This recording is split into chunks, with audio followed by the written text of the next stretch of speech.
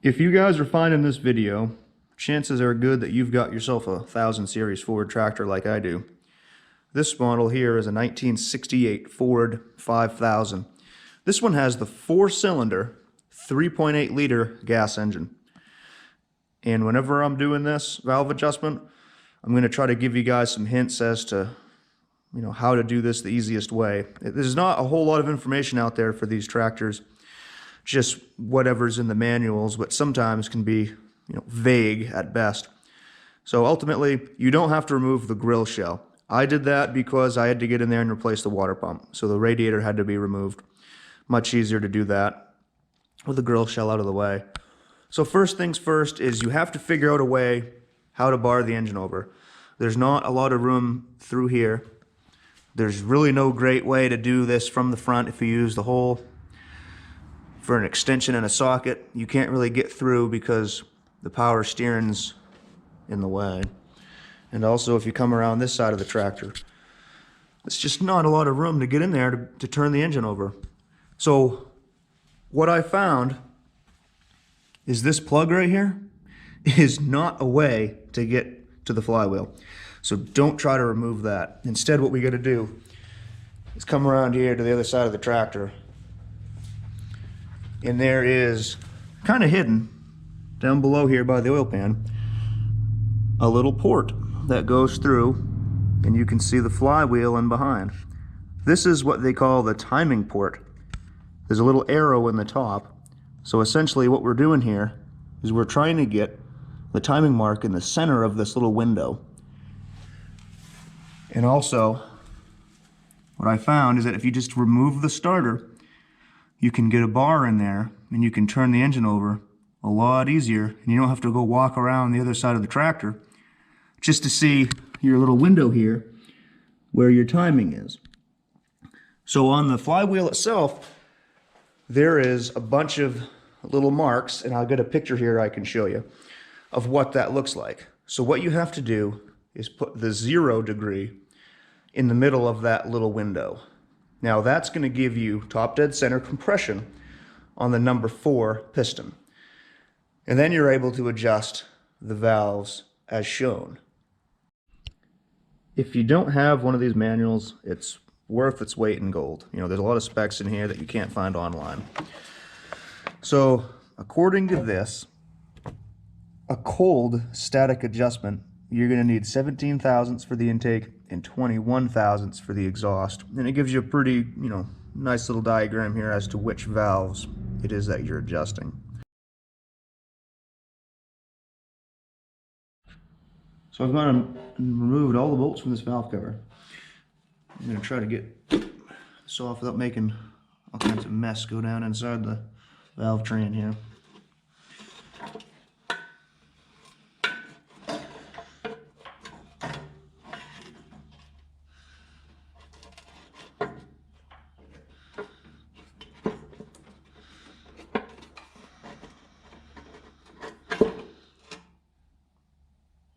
Okay, not bad.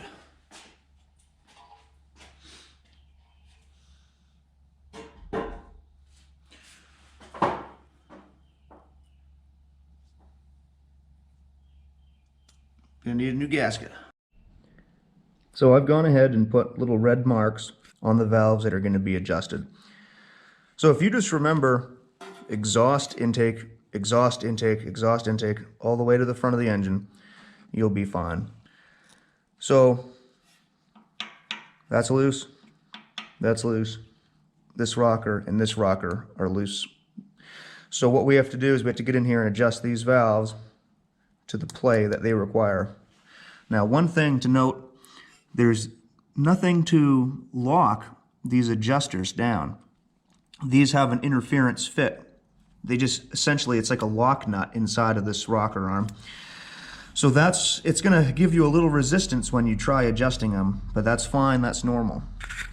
So let's go ahead and start adjusting. One thing you can do is you can push on this side of the rocker so that you don't have any play in the valve train, because sometimes that can give you a false reading. And you want to be able to take that feeler gauge and feel that it's resisting, but not so much that you have to force the feeler gauge in to between the rocker arm and the valve spring. Okay, so first off, we're going to adjust this intake valve. We got a 21 thousandths feeler gauge. It's pretty sloppy in there. Now you don't got to adjust all at once. Just, just give a little bit at a time. These valves, it doesn't take much to make these valves noisy. So you want just a little resistance whenever you come in here and give that rocker a shake. So we're still needing to go some more. And again, this is 21 thousandths. Not that big of a gauge, but again, we're just trying to get some resistance.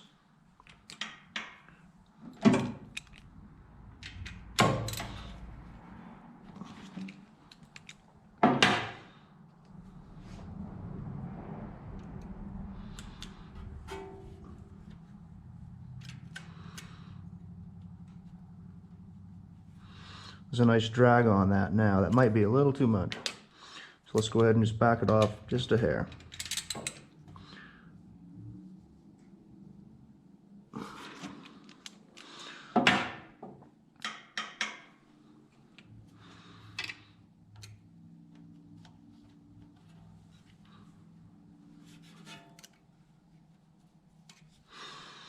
Okay, so that valve is pretty much adjusted. So the next one beside it is an intake valve. So that one's going to be 17 thousandths.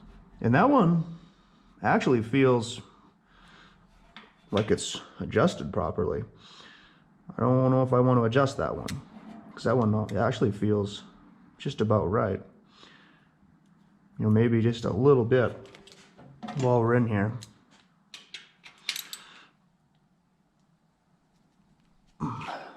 Those go hard.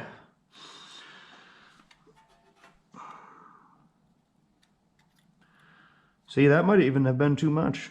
It doesn't take much, guys, to adjust these rockers.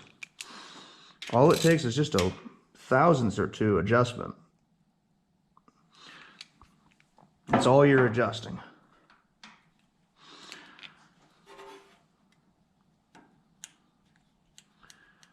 So that's just fine. So again, we'll double check the other cylinder that the rear cylinder that we're on now. Double check the exhaust, that's fine.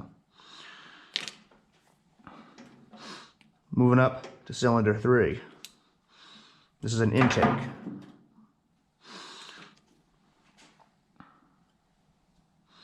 $17 thousandths. Very loose.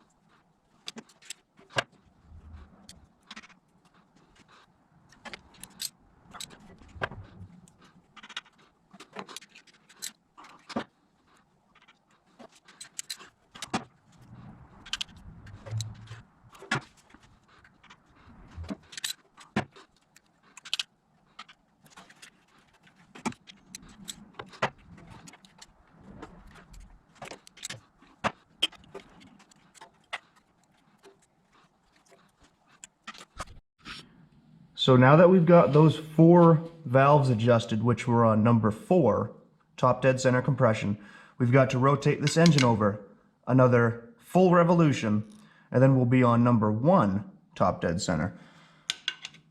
So this is the way I turn this engine over. Pretty darn easy.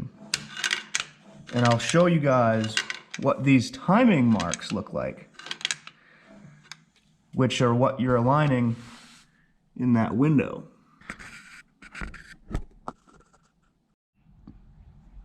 So here we are again on top dead center, but this time number 1 cylinder. So I've gone a full revolution of the engine to get to this point. Okay, so just to double check that we are on number 1 top dead center, both rockers are loose, so both of those valves are closed. So that should indicate that we are where we need to be. So, first valve is an intake valve. So we're back at our 17 thousandths. That one actually feels pretty darn good.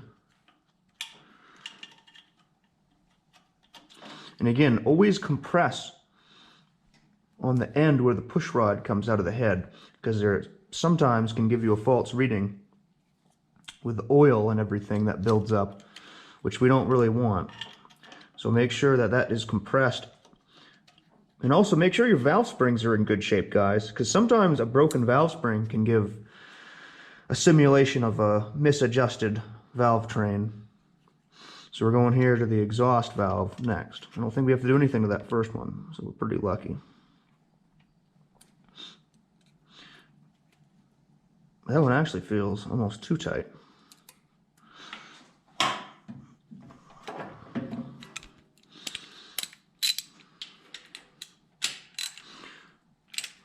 Just a little bit of adjustment at a time, guys.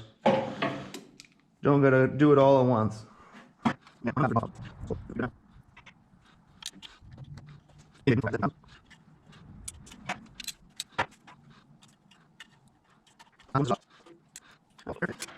And guys, sometimes valves can be too tight. I mean, oil and everything, whenever it gets in the valve train, oil is a good lubrication, but it also takes up room. So if you adjust these valves too tight, that oil can almost act like a thin piece of metal in there, causing that valve to not seat properly. So if you do have, and also when this engine gets hot and everything, you know, expands, you're messing with those clearances. So either do this valve adjustment when it's cold or it's hot. There are actually two different valve adjustment procedures, and there's two different numbers in the book, two different sets of numbers that you can go on when you do this valve adjustment, whether it's hot or cold, and the numbers vary quite a bit. So for instance, this engine, when it's cold, 17 thousandths for intake, 21 thousandths for exhaust. When it's hot, you're looking at 15 thousandths for intake, 18 thousandths for exhaust. Quite a difference, so make sure you get the right stuff.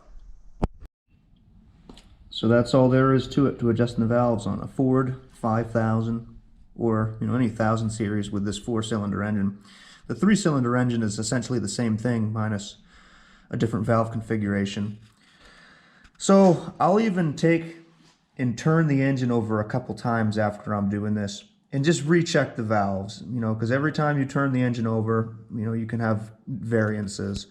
So that's one thing you can do, just to double check your work, because it's a pain to do this once you get the hood back on, and the fan shroud and everything else is in the way, the gasket and the valve cover is back on. It's easy to do that while you are right in here. And this is kind of a periodic thing you're going to have to do. So, as you use the tractor, you're going to have to get in here and adjust the valves again. So it's a pretty straightforward procedure, kind of a fun thing to do. So there you go, there you have it. On to the next thing. So I'm just going to go ahead and put a little bit of oil on this valve train here, just because it's been sitting for a little while. Be nice to kind of give a little bit of oil to this top end, where oil hasn't been up here for quite a while with it sitting.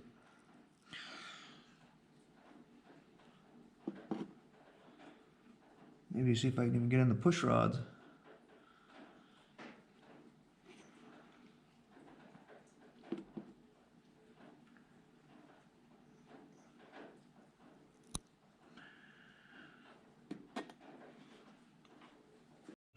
So I've gone ahead and I've painted this valve cover to match the tractor.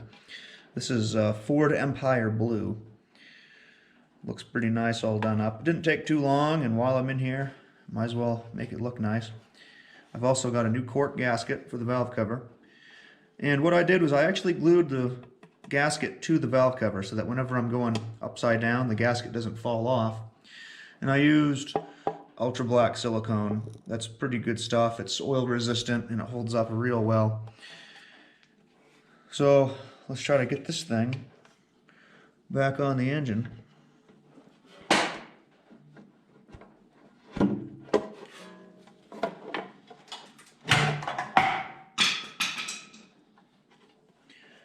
And there's a lot of wiring harnesses that are in the way, so you just gotta try to do your best you can to get the thing in place without getting anything squished under there. So there it is. So now just a couple bolts to go around the outside, and this thing is going to be back in action. Now, as you can see here, this is the old gasket material. It gets dry and brittle and you really can't reuse it, so it's best just to put a new gasket in. I think I paid $6 for this one. Well worth it. Well, here it is all back together with the valves adjusted and everything. Running pretty good. That's all there is to it.